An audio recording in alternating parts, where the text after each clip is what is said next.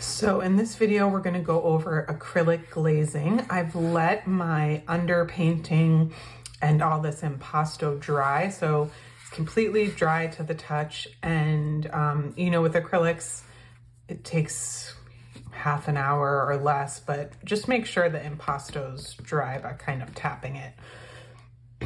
People get, I think, overwhelmed by glazing, or it seems like a fancy term and everyone wants to know how to do it. It really is just adding a transparent layer of color, like a tint. You can do it over the whole canvas. I'll show you that first. Or you can do sections. You can do multiple layers of glazing, which gets really interesting because you're building up the transparency and the light is going through each layer and sort of combining, not sort of, it is combining all those different colors you have on there. So the underpainting color, then the glaze color, they're mixing together in your eye because the light is going through with that transparency. Now you can really glaze with any color you want. You know, think of like an overlay, and your paints will usually have on it transparent or opaque. So technically for glazing, you know, transparent is better, but you can use, you know, this is semi-opaque. What else is transparent here? I think my ultra blue is the only one, and this is semi-opaque. So I do want to do a yellowish tint in the highlights because we'll talk more about color temperature when we learn about color harmonies, but just to think about warm and cool tones. Warm tones are generally in highlights where the light is, and that is going to be another way of popping that color forward towards our eye. And cool tones recede and go to the background and are generally in shadows. So think of like blues, purples for shadows, and like yellows, orange for highlights. Now that's like kind of a rule of thumb that you can always choose to break, but it does help with that color temperature balance, the warm and cool. So I'm gonna start with yellow so we can look at how this works on the impasto. I have a new paint palette because I let my other paint dry on the paint palette and I'm too lazy to clean it. So you can just take as much paint. I probably put too much paint on there, but maybe I'll use it to do something else. You don't need a ton of paint because we're just doing one layer of it. And I'm using this glazing liquid. So this is what this medium is created for, glazing liquid. You can use just water, or if you have another medium that's maybe like thicker, you might use water with the medium. Some people do a mixture of water and medium. Some people do just medium. I'm sure there's all kinds of formulas out there. If you want to get into the formula, I just kind of eyeball it and get a feel for it. So the medium looks like it's opaque. It looks like it's white, but it's actually dries clear and goes on clear. So I'm just taking a little bit of my yellow and I'm mixing it in here with the medium. And it's going to be a very bright glaze, and I'm doing this on purpose so that you can see it on the video, but you can make yours really subtle. Like I probably wouldn't do it this bright. I'd probably add some raw umber in there to make it a little warmer. So you can mix colors. Well, maybe I'm gonna do that. I think I need to just do a little bit to make it a little more subtle. You can also make a big tub of a glaze that you put on put in like a container with a top on it, so you can use it on bigger paintings. Now I'm just gonna come onto this little test of my, you can see how transparent that is. Let's see. I don't know. I think that might be good for the bark. It's still really yellow, but again, it's for the purposes of this demonstration. So for this first glazing technique, I'm gonna do the whole painting, and don't stress, just get it on there. And what glazing can also do, besides you're adding color in here, is it can unite the whole painting. It kind of bring everything together. And so we're gonna do another wipeout technique, and you can kind of see already just with the brush that with the impasto, you know, it's sticking out. So the glaze is kind of getting into like little cracks in here. So I'm gonna wipe out the highlights for now and kind of tap them, and I'm just using my wipeout tool. I'm also gonna wipe out like the darkest areas because I actually want them to be a cooler tone. But I don't want all that glaze gone, and I think I'll wipe out a little bit of this. So you can put the glaze over the whole area, and I'm gonna wipe out some here just so you can see the difference, just as like a test. And maybe I'll do half of this so you can see what the different glazes do when we start layering them. Okay, I have to remember what I wiped out and what I kept. So you can get really subtle with these glazes. Like you can come and tap off. I might have taken a little bit too much off this highlight. So you can kind of come back in with more glaze. The nice thing about using the medium rather than water is that it stays workable, like it doesn't dry as fast. You can also take a dry brush and kind of smooth out maybe some things. And you can see with the impasto, the glaze is coming right off first because it's like up high, you know, there's a physical texture to it, and then it's getting kind of stuck in these valleys of the impasto, which is great because that's emphasizing that texture that we made. And I'm just going through anywhere I kind of wiped it out. You probably can't see this on the video, but I'm kind of just like smoothing the edges of my glaze. Now this technique, this you know, building up the layers of glazes and this indirect technique is really good for portrait painting, getting skin tones. And I hope this isn't too confusing, but while this is drying, I'd like to show you. I'm gonna let the yellow dry, and I had done this already has several glazes on it, but this has no glaze yet, and it got really purple, so I kind of want to try warming it up with, I'm gonna use more of that yellow.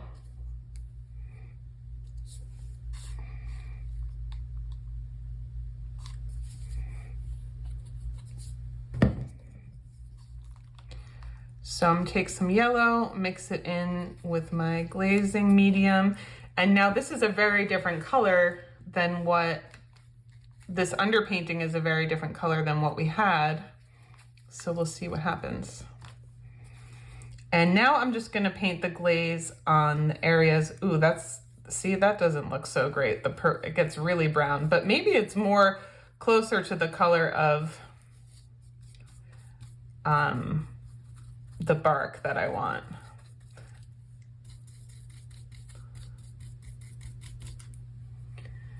And you know, if you don't like it, you can really wipe most of it off. So that's kind of the nice thing about it. You can definitely overdo glazing. What I think you might hope you're seeing is that the underpainting is so important because the glazing is just like tinting. Okay, I'm gonna feel this. Still needs a little bit, like if it feels kind of cool to the touch. Now, I think a color we haven't used yet in this class is phthalo green, another favorite color of mine. I'm going to wipe out this ugly brown color that I made. My raw umber was not helping me with that.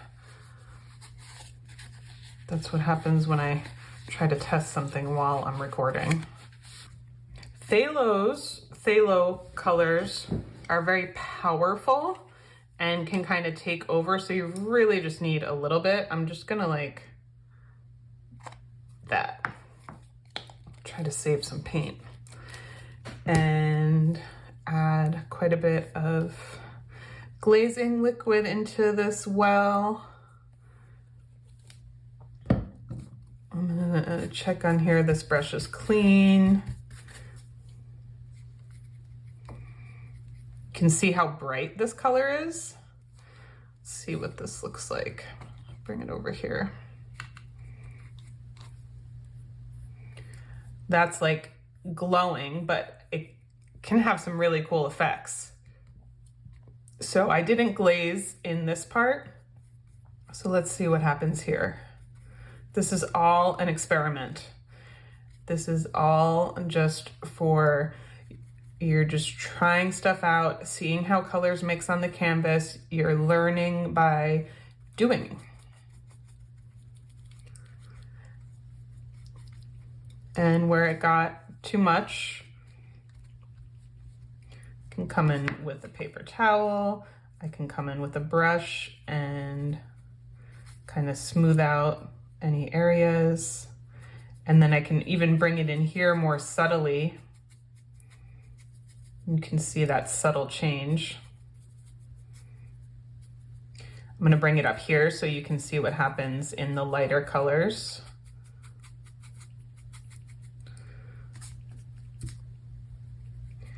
And then you just get to choose where you want it and where you don't want it.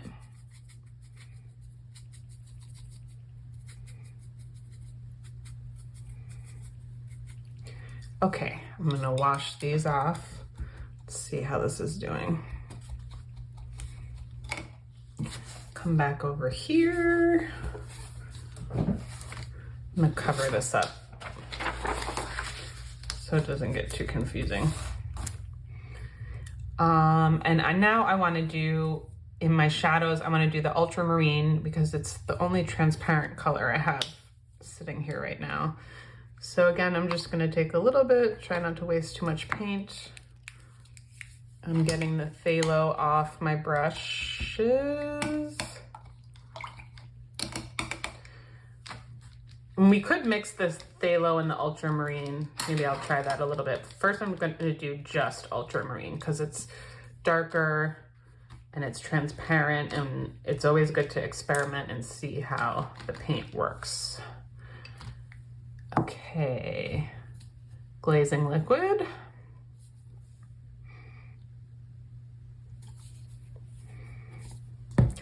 Now, I'm not going to put any blue on the highlight areas because I like the yellow there. You know, the light's hitting it. It's looking the way I want it to look. Okay, I'm gonna come over here and just see. That's nice. So I'm adding this glaze into the background. And of course you can get your smaller brushes out and fill in small areas if you want.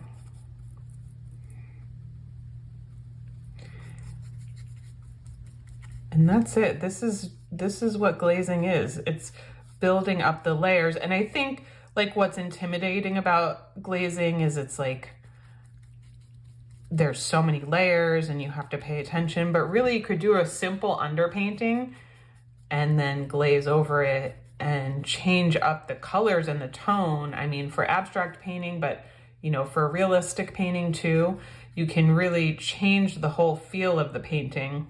Oh, what was I was gonna come down to some of these areas maybe. Oh, and there was this one to see how that looks. Maybe, and then I'm gonna mix it in on some of the yellow so you can see what the 2 layers of glaze look like. Get it in on some of these shadow areas. So it's really, again, another thing that you can just do what you want with it.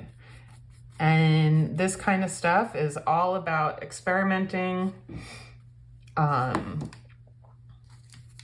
This brush is pretty damp, but I'm still gonna come in and clean up some of these areas. You can use a Q-tip. You can use whatever you want.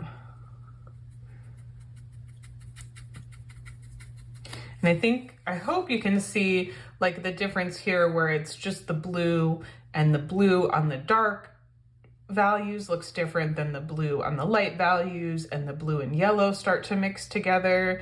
And so you can really do as many layers of this as you want and get as detailed as you want. Just for fun, I'm gonna add some, where is it dry? I'm gonna add some phthalo on top of this yellow just to see what it looks like. That becomes interesting. It actually tones it down a little bit more. So this is all experimenting. This is the adjust and refine phase. And of course you can come back in and add more paint and do impasto again, and you can, you know, keep on coming back in with details. So you don't have to stop here. This is usually like the final stages would be glazing, but you can do it however you want. Okay, this is fun. So try glazing, try different areas with a few different colors. You're adjusting, refining, thinking about your textures and your edges and how you can enhance them. You can use any colors that you want. Have fun with it. Let's see what it looks like in this. Kind of gets lost, but maybe add some more depth to that shadow. I think shadows, you know, instead of painting them just black, it's kind of fun to like really add depth into a shadow. I know when we're looking at photographs, the shadows get really flat, but that's why it's important to look from life, because shadows can have a lot of stuff going on. Also have a lot of symbolic meaning, which can be cool. Okay, I am going to stop. Have fun with your glazing. Give yours more time to dry in between than I'm doing, so that it should be, each layer should be totally dry before you glaze over it. All right, have fun.